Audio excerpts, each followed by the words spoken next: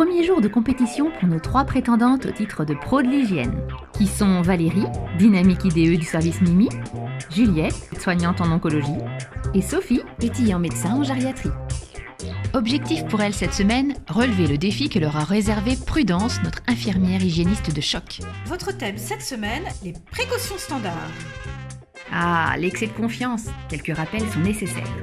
Les précautions standards sont les mesures comportementales d'hygiène de base qui doivent être appliquées par tous les professionnels de santé et pour tous les patients, quel que soit leur statut infectieux. Ces mesures permettent d'éviter la transmission croisée des micro-organismes, notamment ceux véhiculés par le sang. Elles garantissent la sécurité des patients tout en assurant celle des soignants. Tout de suite, c'est Valérie qui va se frotter à l'épreuve du zéro défaut hygiène.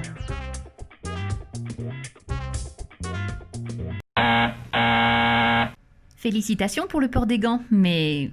Un geste d'hygiène des mains doit absolument être réalisé avant de toucher le patient, répété en cas de soins aseptiques, de port et de retrait des gants, exposition à un liquide biologique, après le dernier contact avec le patient ou son environnement proche. 5 situations différentes, comme les 5 doigts de la main.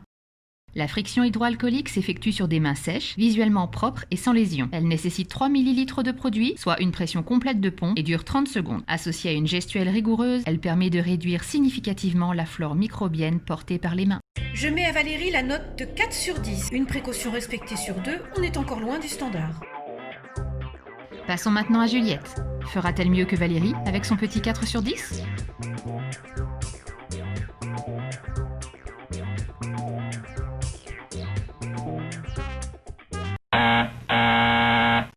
Le lavage simple des mains ou la friction hydroalcoolique doit être effectué sur des mains exemptes de bagues, y compris l'alliance, de bracelets, de montres et de vernis. Le lavage simple des mains, le plus souvent effectué à la hâte et sans effet sur la flore microbienne. On devra donc lui préférer, chaque fois que possible, la friction hydroalcoolique. L'association des deux n'apporte pas des bénéfices supplémentaires, hormis des irritations cutanées, lorsque la friction est effectuée sur des mains encore humides. Je t'attribue un 4 sur 10. On reste motivé.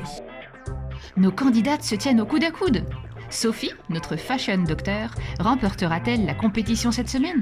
Réponse dans un instant.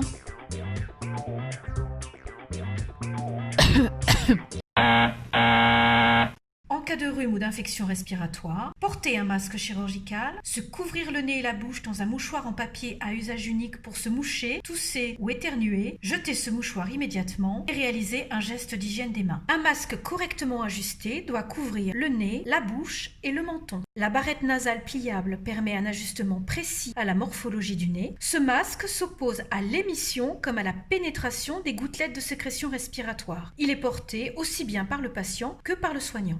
En cas de réalisation de manœuvres génératrices d'aérosols de sécrétion, le soignant devra substituer le masque chirurgical par un masque respiratoire de type FFP2, plus adhérent au visage, plus efficace pour arrêter les fines particules, mais malheureusement assez inconfortable. Qui dit projection dit lunettes ou surlunettes pour protéger les yeux. La pro de l'hygiène cette semaine est personne. Malgré ta très belle prestation Sophie, je ne peux pas te mettre mieux que 4 sur 10.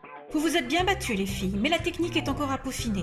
Un titre comme celui-là, ça se mérite. Notre experte vous prodigue ses derniers conseils.